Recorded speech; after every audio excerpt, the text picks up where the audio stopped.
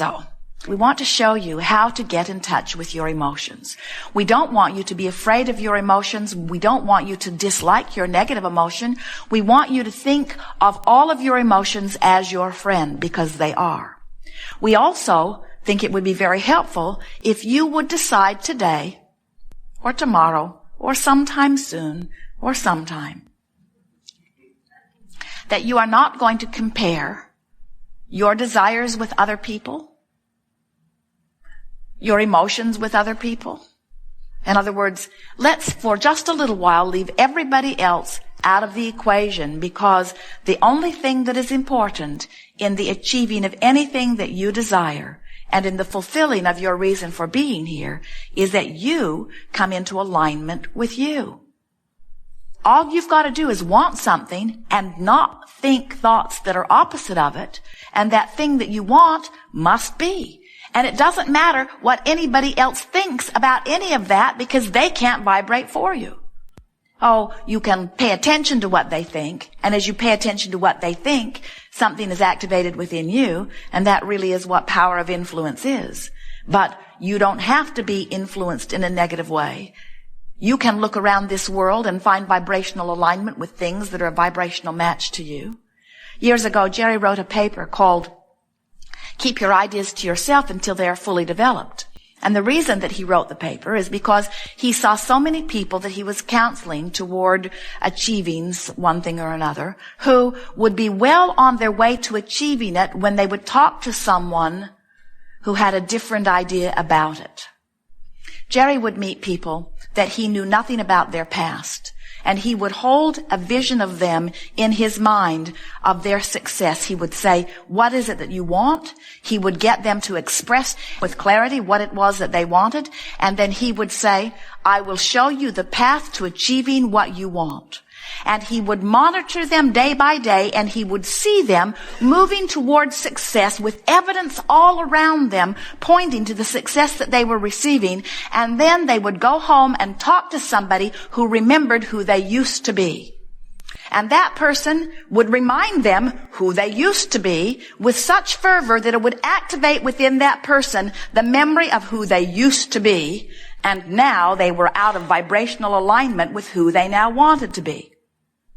So Jerry wrote a paper and gathered many statistics about it that said, keep your ideas to yourself until they are fully developed, because he knew that if he could hold a person's focus upon the belief of their success long enough, that they would achieve vibrational alignment with their new idea, and that in achieving vibrational alignment with their new idea must manifest, and that if they could gather enough momentum that in time, nothing that anybody else said would make any difference, because now that person could say to the people who were remembering who they used to be, no, I used to be that, now I am this. You don't know me anymore. I have become something more.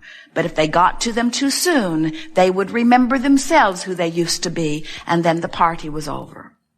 So, today we're talking to you about the art of allowing, and we are going way, way, way, way back. In other words, you might be remembering the failure of your childhood, or the failure of a relationship, or the failure of a financial situation, but we are remembering who you really are. We're wanting to activate within you that vibrational, visceral, emotional, spiritual, soul memory of the fantastic creator, of the worthy being that you are. And we don't want anything that has happened along your physical trail to have become so much more meaningful than who you really are that you revert to your failure vibration, to your unworthy vibration. We want to help you restore yourself to your invincible, worthy, beloved, creative genius vibration.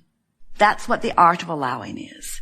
The art of allowing says, you get to choose it, but you got to vibrate in vibrational alignment with what you have chosen. We have not come to dissuade you from anything you want, because you are not choosing inappropriately, no matter which side of which battle you are upon. There is not a giant right and wrong in the sky. You have not come forth to set everybody straight, to make the world understand your one way of thinking, because one way of thinking is the only wrong way of thinking that there is. This is a universe of diversity, and diversity means plenty to go around, and source energy will answer everyone. And it is only in your shortage consciousness where you believe that there is an finite amount of resources that you are squabbling over, whether it is land or whether it is oil or whether it is the right attitude or whether it is the right religion.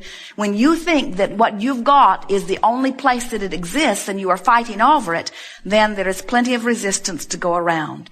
The resources that you're reaching for are infinite. And your ability to achieve a desire for something means that the universe has the ability to deliver it to you with no exceptions. And so, if just for a few days you will say, I am no longer in competition with anyone, and more importantly, I no longer give a rip what anybody else thinks about anything. I'm going to spend my time for just a little while showing myself my vibrational alignment with my own source. I'm going to start guiding my life from the inside out. Now you're on the track that you were born to be on. Now you are fulfilling your reason for being. And oh yes, what was that again? Your reason for being? Joy. Joy, you say. Oh, surely there's more than that. Surely there is something more meaningful than joy. Actually, no. When you reach for joy, you line up with source, and when you line up with source, you are an extension of source energy, and when you are an extension of source energy, everywhere you put your thought, it spans this universe in a lovely way. When you line up with growth and get out of sync with joy, now you don't know which end is up.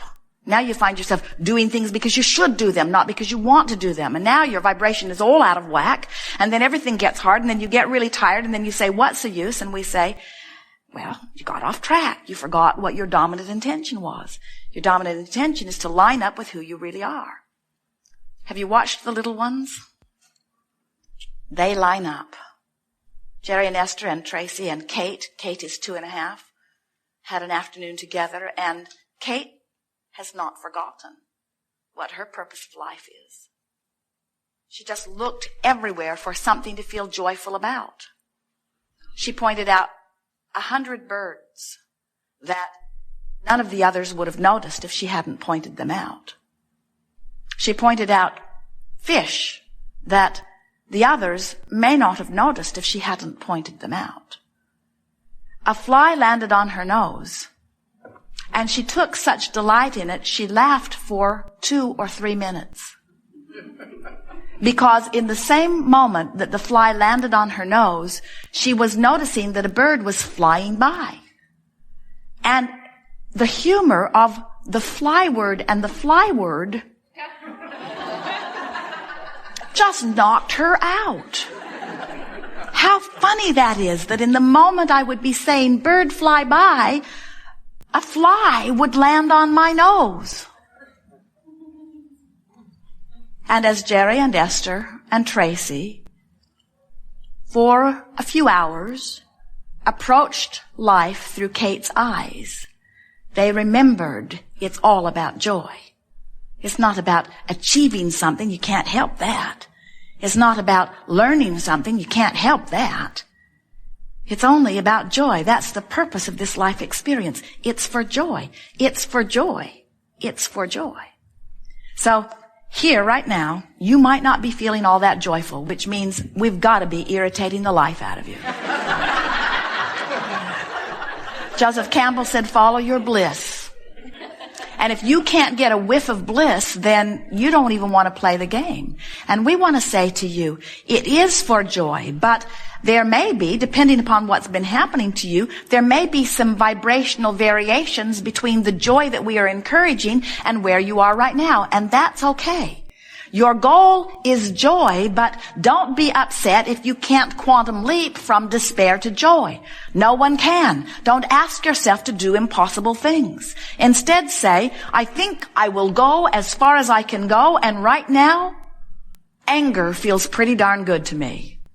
And what we want to say to you is, If you have chosen this angry thought because it is an improvement over the despair that you were feeling before, then good for you. And we would give you as big of monument or statue or plaque in recognition of your accomplishment as you made your way all the way to rage or revenge as we would if you got into the upper registries of ecstasy. Because any movement up the emotional scale is worth commending yourself about. If you came to us and you were just frustrated or overwhelmed about something, we would not encourage you into conversation that makes you angry, because that would be going the wrong way on the emotional scale. We would encourage you from your place of frustration to reach for more thoughts of hopefulness or thoughts of optimism. Maybe even a little pessimism is a step up from that feeling of overwhelmment that you are feeling. The important thing is that you decide that you're going to take control of the way you feel. And most of you have not really yet understood that or decided to do that. Most of you are still saying, give me a better condition and then I will observe it and I'll feel better when I see it. And we say, good luck on that one, because you can't get there from there. You can't get to a better condition from a place of vibrating with a worse condition. The law of attraction is not going to bring it to you. Jerry and Esther were driving yesterday, and they have some things that are happening with their motor coach. Minor things, like they can't get out the door.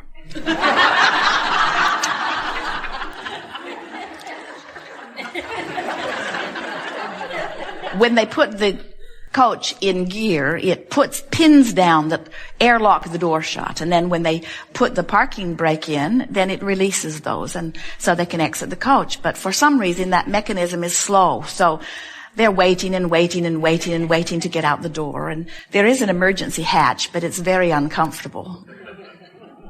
Jerry said, I don't even think we can climb out this window, and look how far down it is.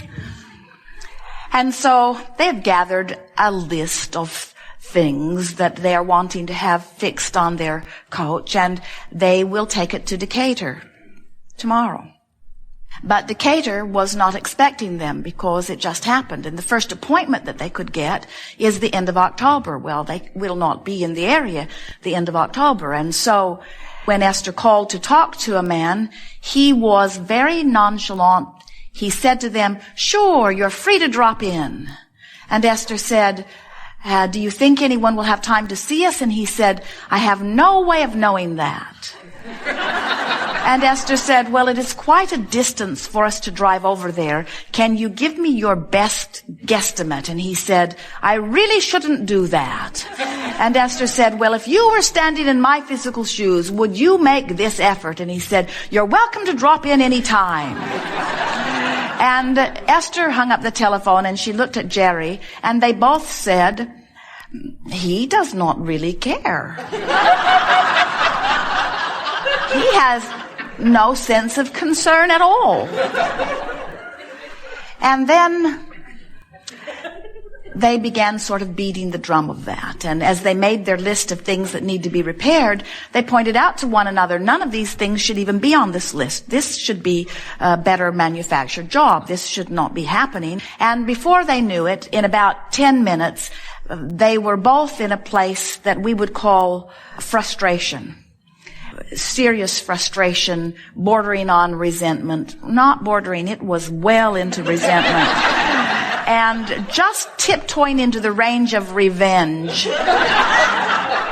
As Esther was picturing the big sign she was going to put on her coach, don't buy one from them. Actually, it had not gone that far this time. When Esther realized that her vibrational attitude and what she emits now in the next few days will dictate whether there is a slot for her or not when they get over there on Monday morning. In other words, everything about that future experience depends on how she feels now. Ooh,